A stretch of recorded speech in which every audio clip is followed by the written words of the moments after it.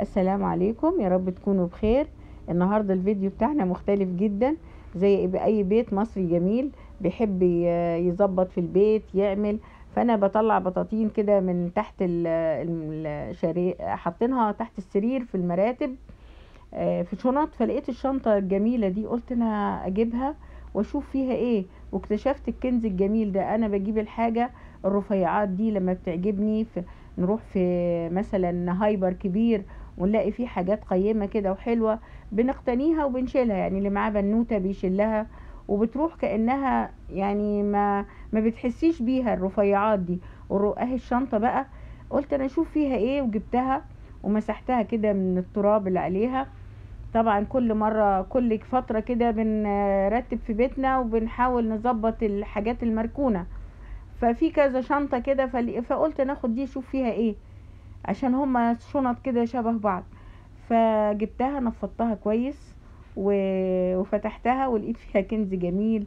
والحاجات دي يا جماعة بنجيبها وبننساها، والاسعار بتزيد وبتروح كأنها مصروف، كأنها ساندويتش مثلا، كأنها حاجة كيس شيبسي سائع بتروح.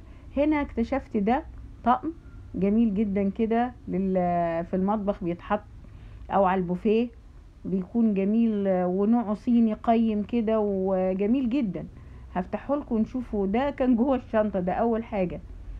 وانا نسيت خالص ان في حاجات جميلة كده. يعني انا بجيب الحاجة تكون قيمة، يعني الحاجة ما تسترخصيش فيها. بتكون مثلا الحاجة بجنيه وفي حاجة تاني ب5 جنيه، فممكن ام جنيه دي تجيبي قدها 10 مرات ويبقى شكلها مش لطيف ومش حلوة وترميها. لكن الغالي زي ما قالوا اهالينا زمان، الغالي تمنه فيه. واوصيكم يا جماعة، فعلا كلمة الغالي تمنه فيه دي كلمة يعني قالوها زمان، وكانت كلمة موصوفة. هنا بقى التلاتة اهم. والوسطانية دي طبعا من غير غطا، تحطي فيها ورد، تحطي فيها طقم توزيع، اي حاجة يعني تحطي فيه اي حاجة، وبيتحط على البوفيه وجميل جدا وشكله ذوق وشيك. وانا نسيت خالص. والموديل بتاعه حلو، والحاجات دي طبعا ما بتبقاش موجودة على طول. يعني اهو انا كمان حطيت لكم فيه ورد عشان انتوا متابعيني زي الورد. وفعلا انا يعني بشكركم جدا، اللي على الصفحة واللي على القناة. ولو ما انا ما بردش عليكم، لكن برد عليكم بقلبي. يعني انا ممتنة ليكم جدا جدا، ولاشتراككم في قناتي وكلامكم الجميل اللي بتقولوه في الكومنتات. وكل اللي انتوا عاوزين ان شاء الله. هيجي رمضان، وقبل رمضان ان شاء الله اي حاجة انتوا عايزينها اكتبوها لي وقولوها، واحنا ننفذها مع بعض. يعني مفيش حاجة تستعصى علينا ولا وتكون برضو بسيطة. ومع الزمن ومع الغلا هنعمل كل حاجة، وهنتحدى الأيام. وشوفوا بقى طقم العلب ده جميل جدا ازاي. ده طقم تلاجة من النوع المتين اللي هو القيم. يعني احنا جبناه ومش فاكرين تمنه، وفي حاجات اسعارها عليها وشلناه. يعني شوفوا يعني هي كانت معايا بنتي كانت صغيرة، فتحناه ولقيناه حتة مكسورة. طبعا تلاقيه حد شال الشنطة وهبدها، فمش اشكال. هنركبها نبقى لما نيجي نحط الحاجة. شوفوا جميل ازاي وقيم. وطبعا العلب دي مهمة، بتكون للتلاجة لأي حاجة وقيمة. وبتنسيها، بنجيبها وبننساها. ودول نفس الخامة، جمال جدا، بس التانيين على مستطيل ودول مربع. والعلب الخامة بتاعتها تحفة.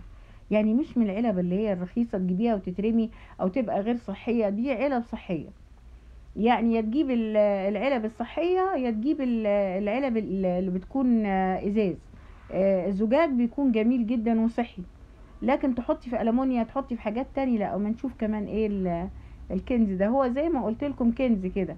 فنقعد دول بتوع بيتزا، جمال جدا وخامتهم تقيلة. ومش عارفة يعني مكتوب على الواحدة ال10 وال20 وال30 تقريبا يعني كده. انا هو في سعر بس ما خدتش بالي. دي في واحدة منهم 20 و26 و32. دي المقاسات بتاعة الصينية.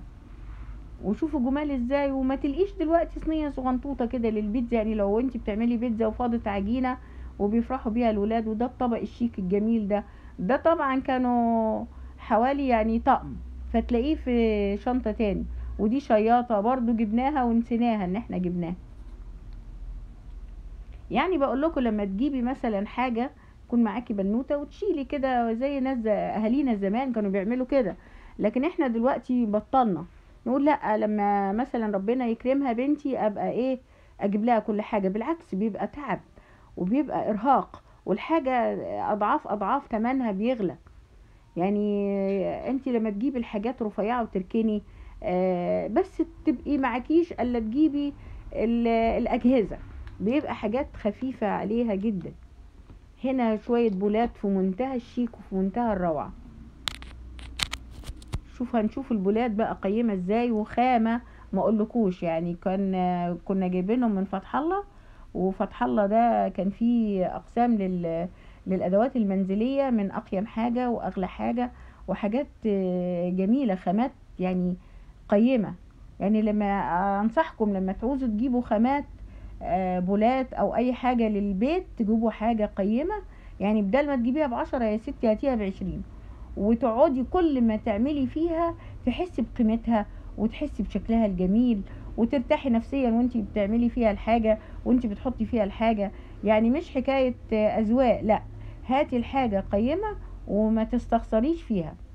حتى في بيتك لو جبتي حاجة للبيت ما تسترخصيش. هنا برضو ايه دول مجموعة بقى مقصات. شوفوا المقص الجميل ده نسيناه والله. ده مقص بقى لو في فرخة بتعمليها فيها عظم، شوكة سمكة جامدة، عندك زرع مثلا انتي للحاجات وهنا في برضو في النص في فتاحة وجميل جدا. وشوف بتاعة التوم دي جميلة جدا. هنشوف فيه ايه تاني بقى في الكيس مليان الجراب يحاوي زي ما بيقولوا. ودي بتاعة بطاطس هراسة الحاجات دي. وده مدق بتاع بفتيك وبتاع بانيه جميل جدا برضو، خامته زان وشكله كده تحفة وبتعدي. ودي سكينة جميلة جدا برضو اللي هي ممكن تعملي بيها البانيه، تسلخي بيها، تعملي بيها تبقى يعني بتسهل عليكي هنا، وتعملي بيها التورتات اي حاجة. هي بتاعت سلخ مع يعني عموما، لكن احنا طبعا شطار في مطابخنا وبنستهلك حاجتنا في كل حاجة. ونشوف فيه ايه كمان. ودي السكاكين بقى الالماني الجميل اللي مفيش بعد كده. ما تقوليش لا تيفالات ولا الحاجات الالوان اللي بتبوظ. وشوفي من فترة انا جايباها، هي كانت تقريبا في الاعدادي، شوفي او يعني ليه 3-4 سنين الحاجات دي، او في الثانوي. بس شوفي الماركة بتاعتها جميلة جدا. والحاجات دي كانت رخيصة وفي اوانها يعني كانت قيمة، كان سعرها معقول. والاسباتيولا جميلة جدا وايدها جامدة ايدها. ودي سكينة طبعا اخت التانية. هما طبعا نفس الخامة. السلاح بتاعها استانلس من القوي الصلب الجميل، يعني مش اللي بيصدي. وجميلة جدا وعملية. ودي طبعا تنفع للذبح وتنفع في المطبخ. ما بنستغناش عن السكاكين الكبيرة. ما تجيبيش اي حاجة. الطقومة اللي جبناها انا طبعا كنت جايبة لبنتي قبل كده، ده مقص بيتزا. مين يفكر يجيبه؟ يعني اهو قاعد وجميل وتحفة وشكله قيم وراح. كأننا ما يعني انا مش فاكرة الكنز اللي في الشنطة هو فعلا كنز. لانك لو حسبتي الحاجات دي وحبيتي تجهزي بيتك وتنزلي تجيبيها هتلاقيها مكلفة جدا. وادي مقص برضو هينفع لها للخضار للسمك تخليه في البيت.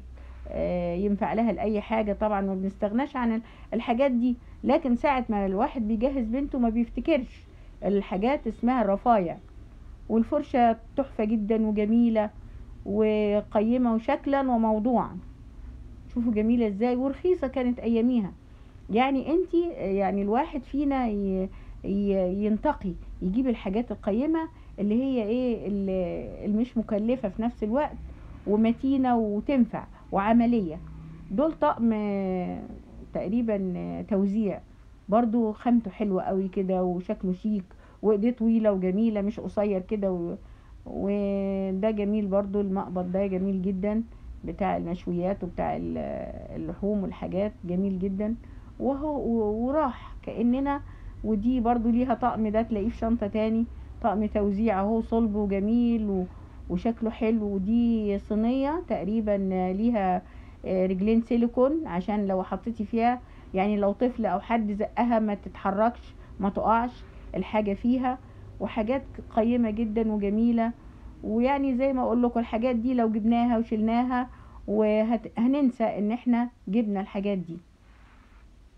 دي طقم بولات برضو جميل جدا وخامته روعة، ومن اللي هو لا لونه بيغير ولا حاجة. ودي بولة اكليريك تقريبا، البيضة دي انا حطاها وسطيهم. يعني حاجات دي ما بنفكرش فيها. وهنا انا بشاور لكم على الصناعة بتاعتها، وتركي وجميلة جدا وتحفة. والخامة لو شفتوها شوفوا بتلمع ازاي، وما تمسكيها في ايدك جميلة. انا كنت جايبة لبنتي الكبيرة نفس الخامات دي، قاعدة لغاية دلوقتي جميلة جدا. شوية حاجات رفيعة وجميلة جدا وبننسى ان احنا جبناها، لكن هي بتكون محتاجينها جدا جدا. ويا رب كده يعني يخلي لكم اولادكم وبناتكم، وتحاولوا تجيبوا حاجات وتشيلوها من مصروفنا، وتبقى كأننا ما جبناهاش بعدين وما نحسش بالتعب.